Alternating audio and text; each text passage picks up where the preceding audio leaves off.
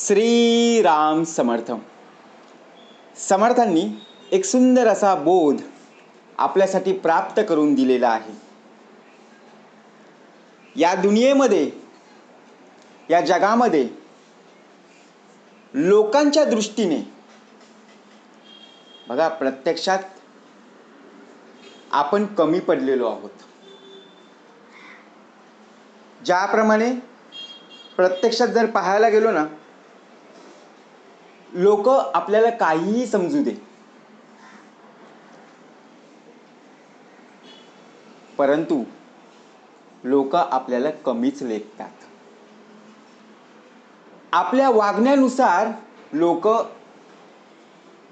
आपली परीक्षा पाहत असतात. जगामध्ये आपल्याला आदर मिळवायचा असेल तर स्वतःची इमेज बदलावी लागेल. लोक तुमच्याशी कसे वागतात हे तुमच्या प्रत्येक सवयीवर अवलंबून असते. आपल्याला वाटतं की आपल्यासोबत सुद्धा या लोकांनी बोललं पाहिजे, परंतु आपली सवय अशी असते ना की लोकांशी बोलायलाच नको. या लोकांशी बोललं की आपलं मनच लागत नाही, होतं की नाही.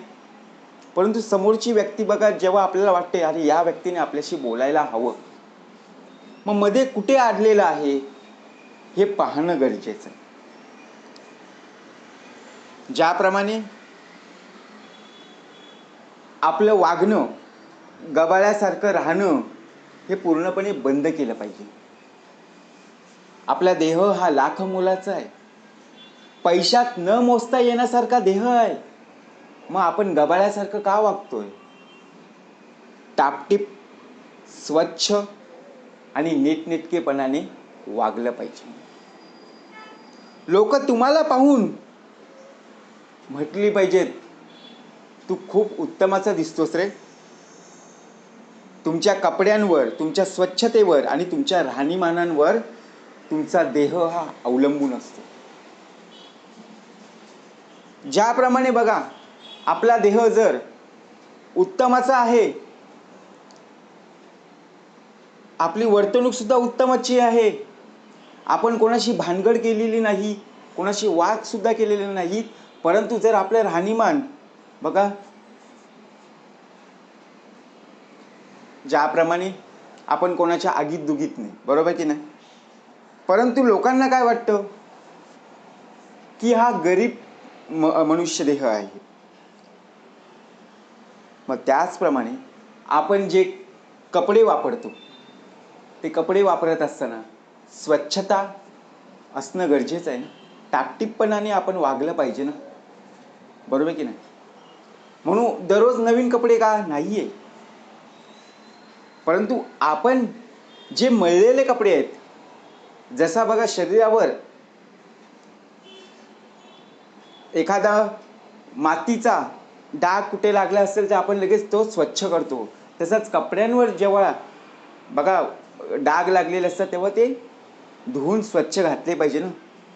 मग तसंच आपल्या देहाला कुठेही डाग पडता कामा नये, याप्रमाणे वागलं पाहिजे.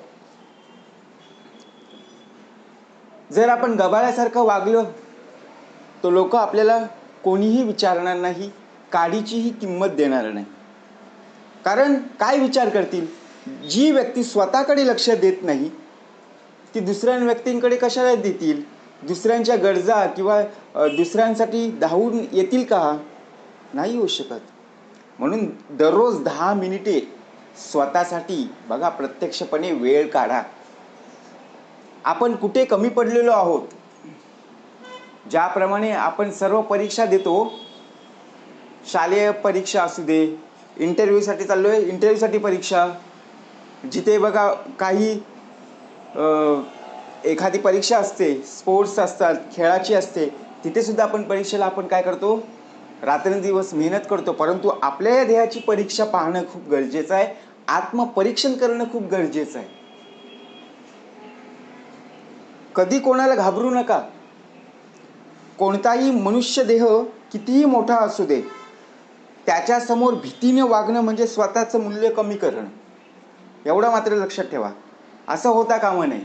आपण काय करतो, अरे ही समोरची व्यक्ती खूप मोठी आहे, वयाने असो किंवा बघा कितीही सिनियर्स असू दे, की बाबा ही उच्च पदावर व्यक्ती बसलेली आहे म्हणून आपण घाबरत घाबरत जावं असं नाही आहे. आपल्या ज्या काही समस्या असतील, आपले जे काही प्रश्न असतील ते बिनधास्तपणे आपण बोललो तर समोरची व्यक्ती बरोबर आपल्याला उत्तर देईल ना. जर आपण घाबरत घाबरत जर गेलो, आता विचार करा, आपल्याला इंटरव्ह्यूसाठी जायचं आहे. आता आपल्या मनामध्ये काय असणार? पहिलाच प्रश्न कोणते विचारतील, समोरची व्यक्ती काय विचारेल, कशी असेल, याच दडपणामध्ये आपला देह असतो. परंतु जर आपण घाबरत घाबरत जर उत्तरं दिली, आपल्याला तोंडपाठ उत्तर, हो कसा एक्सपिरियन्स आहे, कितीपर्यंत शिकलायस, तुला अनुभव काय आहे, किती पेमेंट पाहिजे, हे सर्व आपण तयारी केली, परंतु समोरची व्यक्ती पाहून जर आपण घाबरलो, आपल्या मुखातून शब्दच बाहेर पडत नसतील तर आपण सिलेक्शन होऊ का? हो, आपण सिलेक्ट होऊच शकत नाही आहे. बाहेर आल्यावर आपण बोलू शकतो, अरे मला सर्व काही येत होतं, परंतु समोरच्या व्यक्तीकडे पाहून मी कावरा बावरा झालो. मग असं होता कामा नये. आदर देणं चांगलं, पण भीतीने जगणं हे चुकीचं आहे. कारण तुमची कमजोरी लोकांना जर कळली ना, मग ते फायदा उचलतात. कधीही बोलताना डोळ्यात डोळे घालून बोलायचं आणि ठामपणे स्पष्टपणे आवाजात बोललं गेलं पाहिजे. क्लिअर शब्द. बघा, आपल्याला एक वाईट सवयी असतात, आपण मनातल्या मनातच बोलतो, तोंडातल्या तोंडात आपले शब्द येतात. मग लोकांना वाटतं की काहीतरी व्यक्ती बोलत आहे, आपल्याबद्दल बोलत आहे. मग असं होता कामा नये. जी व्यक्ती जिथे चूक करत आहे त्या व्यक्तीला स्पष्टपणे ठामपणे सांगितलं गेलं पाहिजे की तू इथे चुकलेला आहेस, किंवा समोरच्या व्यक्तीने ज्यावेळी आपली चूक काढली असेल त्यावेळी नक्कीच स्पष्टपणे आपण सुद्धा तिथे थांबलो पाहिजे. जर आपण करतच गेलो मग उपयोग काय? बरोबर की नाही? भीती सोडली की तुम्ही स्वतःच्या आयुष्याचं मालक होता. आणि आयुष्यभर बघा, प्रत्यक्षात भीतीमुळे घेतलेले चुकीचे निर्णय आयुष्यभर त्रास देतात. त्यामुळे आजपासून स्वतःमध्ये एक निर्णय घेणं खूप महत्त्वाचं आहे. आजपासून आपला देह कोणालाही घाबरणार नाही. का म्हणून घाबरायचं? कशासाठी घाबरायचं? अहो, ज्याची खावी पोळी त्याचीच वाजवावी टाळी ना. समर्थ म्हणाले, जवा वरी तू परतून येसी, असो आम्ही भरवसी, तुवा आलिया संतोषी जाऊ आम्ही येथून. मग घाबरण्याचं कारण कुठे? कधीही कुणाच्या मागं जाणं, मागे लागणं थांबा आता. कोणाच्याही मागे सतत फिरणं, बघा, किंवा एखादी व्यक्ती बघा आपल्याला विचारत सुद्धा नाहीये, मग त्याच्या मागे जाऊन आपल्याला उपयोग आहे का? खरंच जर आपल्याला ती व्यक्ती विचारते मग त्यांच्याशी बोलणं खूप चांगलं आहे. परंतु बघा, तिघजण आपण आहोत, परंतु आपल्याशी बोलत नाहीये ती व्यक्ती, ती आपल्या बाजूच्या असणाऱ्या मित्राशी बोलते. मग आपण काय विचार करू, अरे आपल्याशी पण बोलले पाहिजे, म्हणून आपण सारखे सारखे त्याला प्रश्न विचारत आहोत, परंतु ती उत्तरं देत नाही आहेत. मग उपयोग काय? मग आपल्या मूल्य बघा, प्रत्यक्षपणे आपल्या ध्येयाचं मूल्य आपण कमी करत आहोत. मग त्या व्यक्तीला आपण फोन करून त्रास देणं किंवा मेसेज करणं हे चुकीचं आहे ना. मग असं उत्तमाचं कार्य कर की तुला ती व्यक्ती बघा विचारत नाहीये ना, ज्यावेळी तू उत्तमाचं कार्य करशील ना तेव्हा तीच व्यक्ती तुझ्या पायाशी येईल, एवढं मात्र निश्चित आहे. जर ती तुमच्यासाठी योग्य असेल तर ती तुमच्याकडे नक्कीच येईल. त्यासाठी सतत विनंती करण्याची गरज पडणार नाहीये. आणि तुमच्या स्वाभिमानाला धक्का लावून मिळालेली गोष्ट जास्त काळ टिकत नाहीये. जगामध्ये संधीची कमी नाहीये, संधी खूप आहेत, परंतु संधीचं सोनं करण्यामध्ये आपला देह कमी पडतो. संधीची वाट पाहतो परंतु योग्य रीतीने त्या संधीचा बघा फायदा घेत नाही आहे. संधीचं सोनं करता आलं पाहिजे. आणि ज्या प्रकारे बघा आपण लोकांच्या नजरेमध्ये पडतो ना, त्यावेळी आपल्याला कमी लेखतात. विनाकारण हसणं सुद्धा टाळा. आपल्याला एक सवय असते, सवयीमुळे सर्व होतं. हसतमुख राहणं चांगलं आहे, पण सगळ्यांसोबत हसणं लोकांना तुमचं व्यक्तिमत्व बघा प्रत्यक्षपणे कमी वाटतं.